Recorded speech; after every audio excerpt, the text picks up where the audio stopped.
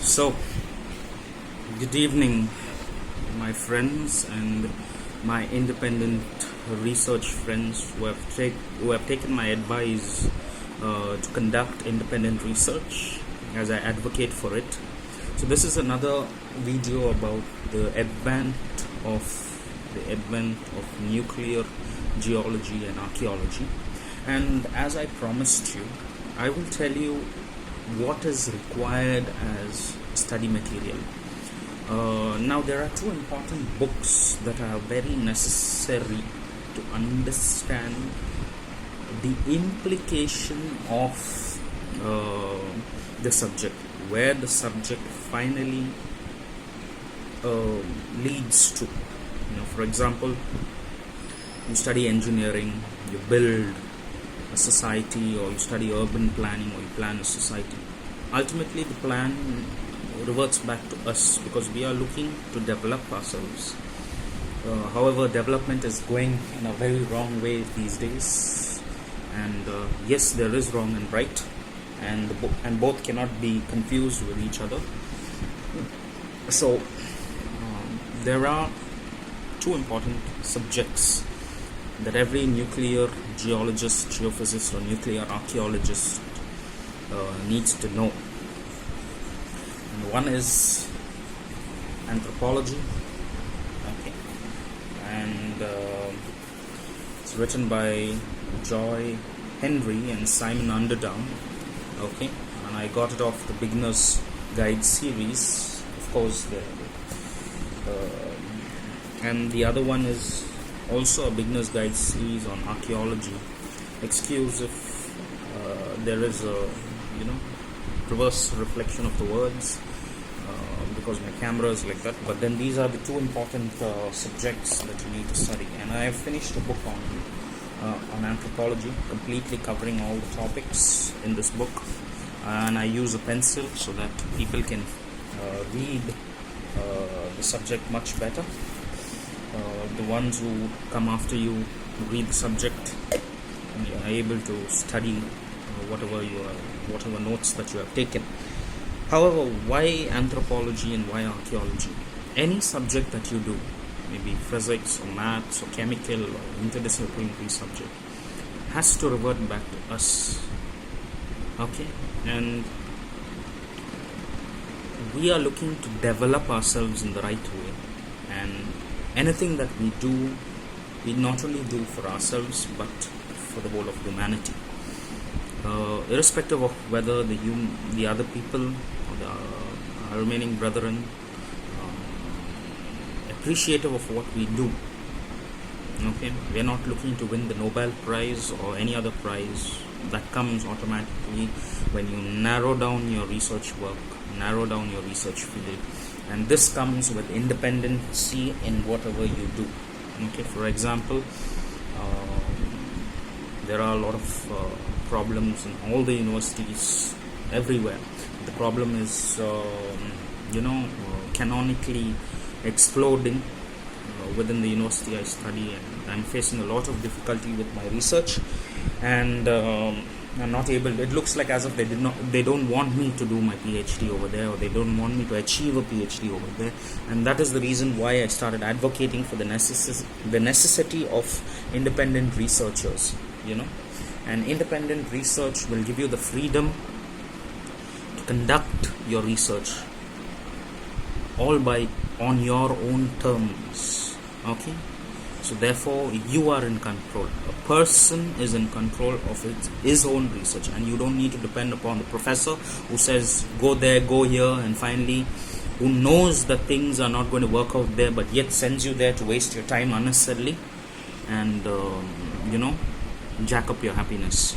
So we do not want anyone's happiness to be destroyed, and therefore I advocate for this kind of a thing. And that is where the important lies. It's not only about the research that you do, it's how it affects people around you, and you need to know what kind of people you're dealing with and how your scientific knowledge can be filtered down to simple words the people who work around you, because everyone no doubt is an observer and everyone is curious about nature. but what is more curious in their lives is about their family and their work. Same goes for us. As I've read in the book of in this archaeology book written by Joe Flatman, he did mention that archaeologists and anthropologists have family lives. They go for picnics, they enjoy their day, but once you study these books, it can be any other archaeology or anthropology textbook, you have a very different opinion of the world, and that takes on a scientific nature and a scientific outcome that you need to be able to communicate your findings in a very simple way for the people to understand. Okay, and that depends where you're communicating it, what specific time you're communicating it, what is the mood of the people.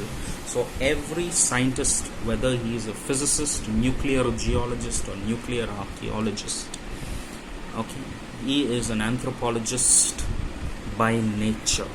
Okay, and if he is an anthropologist by nature, he has to know his audience, he has to understand his audience to give them the right words, because most of the time, as mentioned by these books, research scholars do not find the right words or communication technique to convey their ideas to the people around. And this is what I suggest. You start your research work on people, understanding what background they are from, what type of culture they are from, and how you can give something to them rather than only getting something from them. Okay, so as I suggest, you start with the book Anthropology, know the people, and then move on to archaeology. Okay, and understand that there is a very big difference between anthropology and archaeology, though the framework may be the same. Okay, the differences are in the techniques and the approaches that anthropologists use, and the techniques and approaches that the archaeologists use, especially nuclear archaeologists. This goes for y'all, whoever wants to start making a mark in this field. Okay, it's very important. These two subjects go hand in hand with nuclear geology and archaeology. Okay, without these subjects, it is impossible to understand where you're heading in research, let alone decide a research. You may decide a research, but then if you're heading nowhere, then what is the point of continuing that research? Okay, and same thing goes for research scholars who are bound to their research professors and who have to do their research professors' chores. Basically, you're becoming a slave to his hands. Okay, so whatever he says, there is a culture called master guru and student. You may have come across this in various different languages, but the language over here is Telugu, so therefore there is the point of calling the professor master guru. So when you call someone master guru, it all obviously implies that you are a slave, irrespective of what kind of category that you hold in the research university, whichever university that you are doing. Okay, so be very careful, have all your research in your control. After all, my professor always says, your research is in your hands. Certain things he does not need to know, and certain things he needs to know. Okay, and so when he needs to know, whatever he needs to know, you tell him. You soap him, you tell him whatever he needs to know, and whatever he wants to hear. That is very important. Okay, whatever he wants to hear. The rest, you take up the initiative. As I stated in my earlier videos, you buy or invest little by little into your research, and that is how you become independent. Okay, and I want that to be the culture of the generations to come, because continuously subjecting yourself to people who say that the idea is not possible when they have not tried it, or who subscribe to a completely physical law of the universe that contradicts one another, they only create a hindrance towards your creativity. But at the same time, remember, creativity alone will never put food on your table.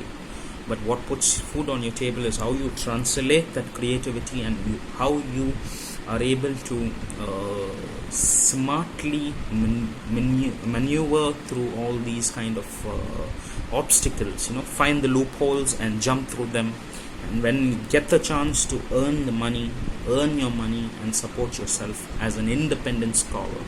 And for an independent scholar, a library is important. All research work starts at the library. People may talk nonsense about experience.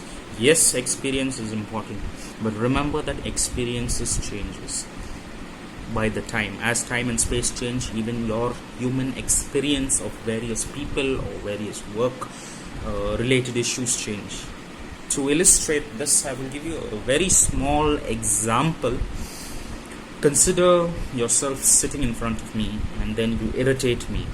I take a thin book, a very thin book of 100 pages, and then I give you a whack on your head with that. It will pain, correct? Now supposing you do it again. I take a thick book of 1000 pages and then slam it on your head. Which experience is the worst? The first one or the second one? Obviously the second one. Okay? Doesn't matter what the physics behind it or what the book, if it swung this way or no. We are not worried about all that.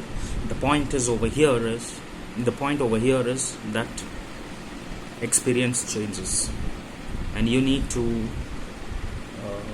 adjust your research with that change. And to adjust your research with that change, you got to know who people are, what they are, and how you can get through to them and convey what you want to convey to them, and what they want to hear has to be on the same frequency. So I suggest that you download books from free sites. You got pdfdrive.com, you got archive.net, you got nfi.com, you got b-ok, and you got Library Genesis, you got Sci-Hub. So many pirated sites, but then many research scholars use these sites as a plus point to obtain research papers to study. Always be well read of not only your own subject but other subjects also that matter to your research, because you need to live reality too. You need to earn money and live reality. And what I would suggest for independent researchers to mint their money is tutorials, evening tutorials or morning tutorials. That is where you register with any organization that takes tutorials and is able to pay you for whatever it is, and support yourself, because people are minting their money from tutorials these days. And that is what exactly I am doing to support myself, my family and my research work. Okay, my family is more important than my research work. I do my research work because of my family. Okay, to support them, to hold them, to give them a good and a better life. Yeah. So all the best. Keep in mind what is necessary is your book, your pen, your pencil. Make notes, make your own individual notes. Be independent. Do not depend on any university or professor, because that is not going to lead you anywhere. They're only going to make you run in circles, and they're going to make you pay without any. There's going to be a lot of input with less output. Right? All the best. Thank you.